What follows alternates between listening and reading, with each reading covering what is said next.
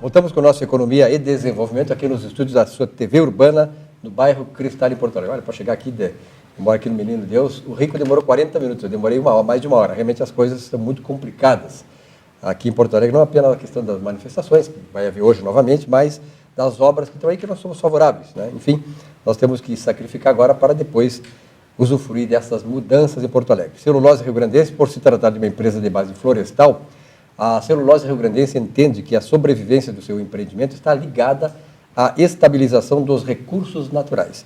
Celulose Rio-Grandense há 40 anos contribuindo para o crescimento e o desenvolvimento do estado do Rio Grande do Sul. A Celulose que patrocina aqui o comentário do ex-governador Germano Rigoto, ele volta na semana que vem, está viajando, dando muita palestra aí fora do Rio Grande do Sul, inclusive do Brasil, em Portugal. Bom, nós estamos recebendo aqui o Dr. Engenheiro Mário Saffer, diretor da Engebio Engenharia e Meio Ambiente. Engenheiro, prazer em conhecê-lo pessoalmente, né? Prazer é meu. Empresa de 23 anos, a gente conhecia, e junto a ele veio a doutora bióloga Melissa Izawa. A Melissa eu conheci num evento lá na Fiergs, né? Que evento era aquele? O Seminário Estadual de Gestão de Resíduos Sólidos. É verdade. O que faz a Engebio? Porque, na verdade, nós estávamos conversando aqui antes, né, engenheiro, que as empresas dessa sua área, esse segmento, estão cada vez mais tomando uma importância importante, quer dizer, então, uma importância decisiva, digamos, Sim. no processo todo de desenvolvimento. Quer dizer, hoje tem bastante trabalho e são valorizados. Tem. Hoje, né, eu acho que essa palavra tomando importância, eu acho que ela tá, dá para usar assim como ela está sendo mais demandada, né, exatamente, verdade, em função da importância que o tema tem hoje, né? Então, a Engebio é uma empresa, como colocaste, tem 23 anos, né? Eu acho que é uma das empresas percursoras hoje no mercado em termos de ter sido uma das primeiras empresas a ter fundada com o objetivo de meio ambiente há mais de 25 anos atrás, que ela já tinha um outro nome, né? Muitas empresas derivaram para o setor do meio ambiente no momento que ele foi crescendo. E a gente não, nós enfocamos a questão ambiental desde o início, né? Isso é um diferencial, e a Engebio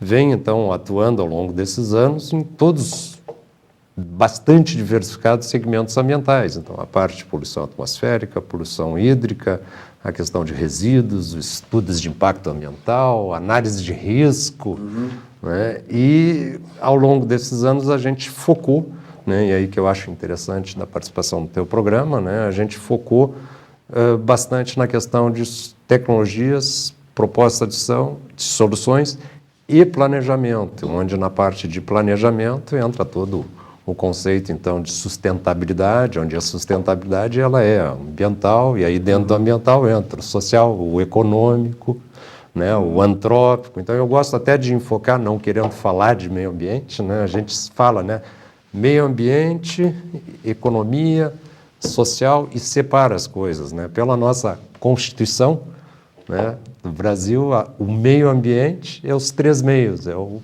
antrópico, o social, né, o antrópico, né, o meio biótico e o meio físico. E aí, quando a gente está falando dos três, né, o antrópico, a gente já está falando de tudo que está relacionado à sociedade, economia, inclusão social, né, proteção a todas as questões, né, urbanísticas. Então, o meio ambiente, por si só, já pega tudo. E envolve não só a área pública, né, mas as empresas privadas. As empresas privadas, com certeza, né? Então, nós temos trabalhado, né, nosso foco ele é um pouco meio a meio. Né? Ao longo desses anos, a maneira que a gente se dirigiu foi de atender tanto a área pública, nessa parte principalmente de planejamento. Então, a gente trabalha com o Ministério do Meio Ambiente, a gente trabalha com os estados, principalmente, e com algumas regiões. A gente não tem trabalhado muito individualmente com os municípios, né?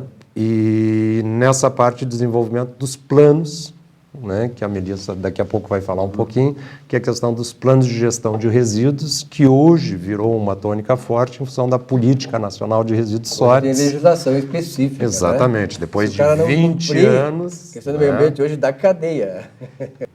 Então, em relação à Política Nacional de Resíduos Sólidos, né, o que a gente tem é uma mudança de paradigma, né? Então, tudo aquilo que eram ações voluntárias que nós tínhamos da coleta seletiva, da inclusão social, dos galpões de reciclagem, a educação ambiental, né, de realmente mobilizar a população para toda essa questão de reciclagem, passou a ser uma obrigação. Hoje o município é obrigado a implantar a coleta seletiva. E há uma consciência, por exemplo, dos prefeitos, porque os prefeitos normalmente do interior, não há nada contra, mas eles muitas vezes até não têm a informação, o discernimento, não têm a qualificação necessária. Esse é o trabalho que a gente está fazendo dentro dos planos, dentro dos planos estaduais e dos planos regionais. Uma parte importante desses planos é exatamente fazer a mobilização social e a gente enfoca pesado, né, a administração pública. Tá certo. Né, porque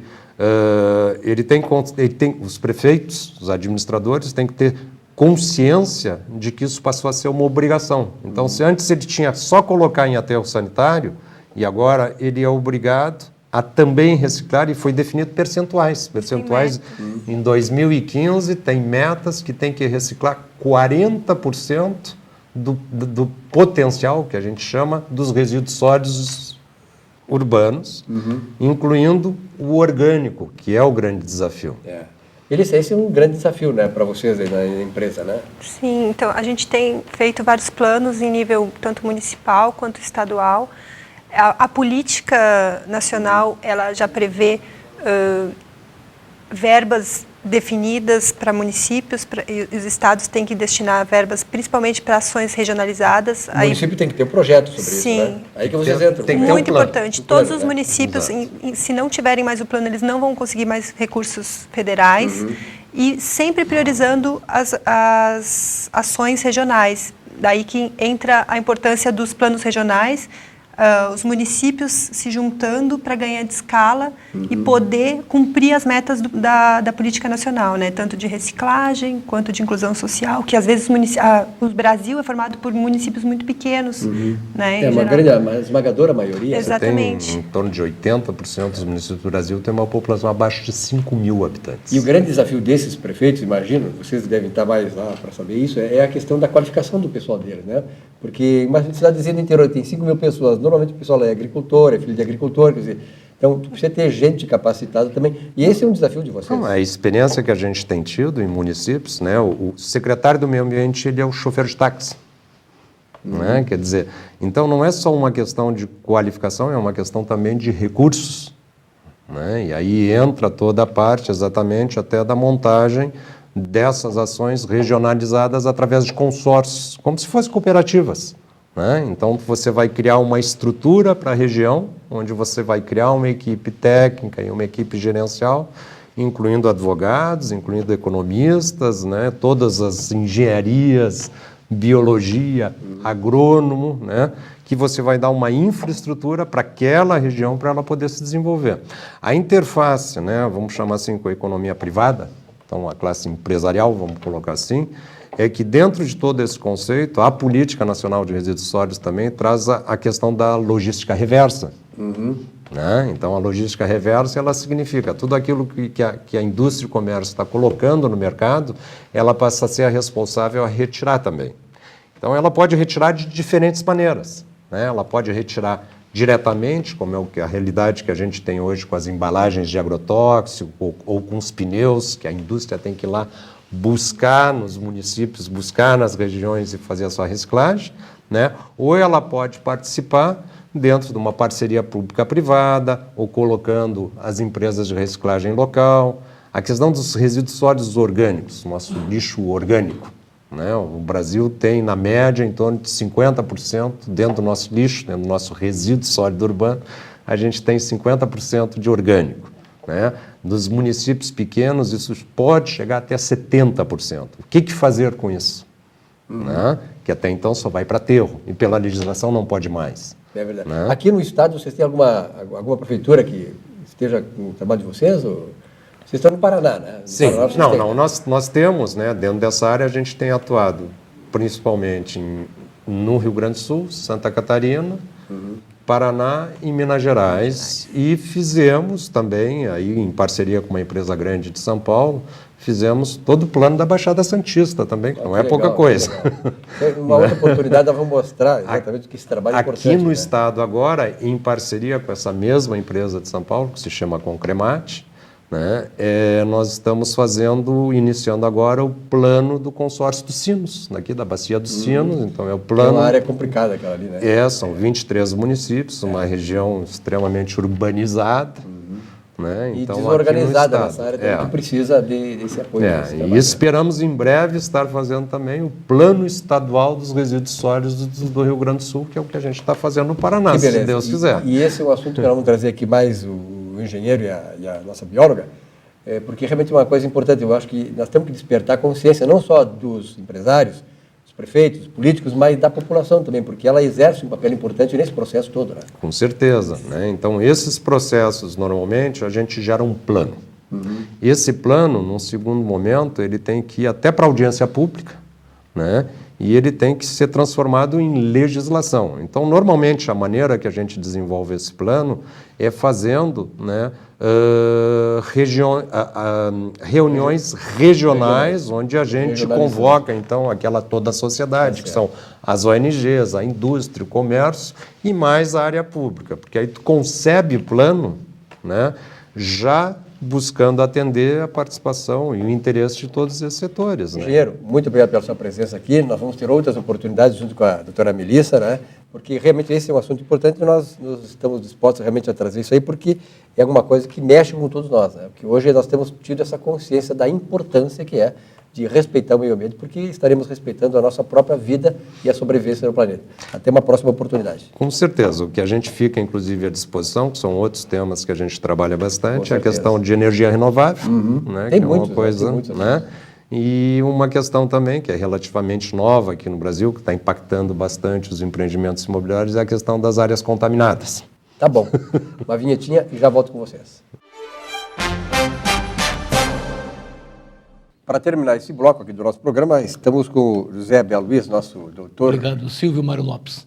E aí, qual é o A pílula de hoje? Bom, a pílula de hoje, Silvio, ela vai tratar da questão do dinheiro de plástico. Nós que somos, volto sempre nessa mesma carga, nós que somos mais antigos, Silvio, temos que saudar a utilização do dinheiro de plástico. Hoje é uma prática muito utilizada. Hoje nós temos alguma coisa em torno de 87 milhões de cartões no Brasil, andando e viabilizando as trocas, as transações comerciais e financeiras. E esses cartões, esse dinheiro de plástico, ele é um avanço tecnológico inegável. Porém, ele esconde e tem alguns perigos aí nesses cartões. Primeiro, para o consumidor em geral, para as pessoas físicas, para todos nós, que é o gasto desnecessário, principalmente as pessoas do sexo feminino, né? Então, pode haver um rápido superendividamento. E é um rápido do dinheiro, né? Do dinheiro, verdade, um rápido exatamente, e vai calhar com os juros que, porventura, qualquer descuido que haja com a fatura, hoje nós sabemos que os juros do cheque especial estão em torno de 13% ao mês, mais a multa se porventura houver necessidade. Então, isso aí tem que haver um cuidado especial. Para os lojistas, pequenos empresários, comerciantes em geral, pior ainda, Silvio. Porque o cartão de débito, nós temos dois cartões, o cartão de débito e o cartão de crédito. O cartão de crédito gera uma despesa para o pequeno empresário, para o lojista, em torno de 6,5% ao mês. Ele é obrigado a pagar para a empresa de cartões para poder utilizar esse serviço e poder receber o dinheiro que o cartão gerou uma venda dali a 30 dias, em média. Agora, o cartão à vista, poucos sabem, Silvio. O cartão à vista é aquele que tu vai no posto de gasolina, abastece R$100 e tu imagina que aquilo seja operação à vista. Não é. Para o dono do posto, não é. 3 dias depois, ele vai receber o produto daquela venda, porém, com uma taxa de deságio de 0,70, que mensalizada, meu amigo lojista e dono de pequeno comércio e dono de posto de gasolina, isso aí representa um custo de 7,5% ao mês. Então, imagine só, ele, além de ter que pagar esse custo, ele tem que financiar o o consumidor durante esse período. Então, um desencaixe capital de giro. Se ele associar um adiantamento de cartão, Silvio, que hoje está à base de 2%, alguma coisa, os bancos dão numa conta garantida, ele vai chegar a um custo final de 10%. Ou seja, de repente ele jogou o lucro dele todo fora na base ou nos cartões. Então, o máximo de cuidado é fundamental. A notícia que tem atualmente no âmbito jurídico é que o Superior Tribunal de Justiça entendeu que essas administradoras de cartões, Silvio, não podem cobrar juros acima do limite legal. Por quê? Porque elas não são instituições financeiras submetidas aos rigores do Banco Central. Portanto, esse tratamento dos cartões e essa questão dos juros dos cartões tem que ser muito bem verificada, muito bem avaliada para que consumidores ou lojistas e pequenos comerciantes não caiam numa situação que possa lhe trazer, ao invés de lucros e aumento de venda, prejuízos em função desse passivo, podemos dizer, esse passivo oculto, Silvio. Tá Isso certo. É muito importante. Tá certo. Abel, um abraço. Até semana que vem. Até semana, se Deus. Um rápido intervalo, nossa Economia e Desenvolvimento volta aí para o seu último bloco desta semana. Até já.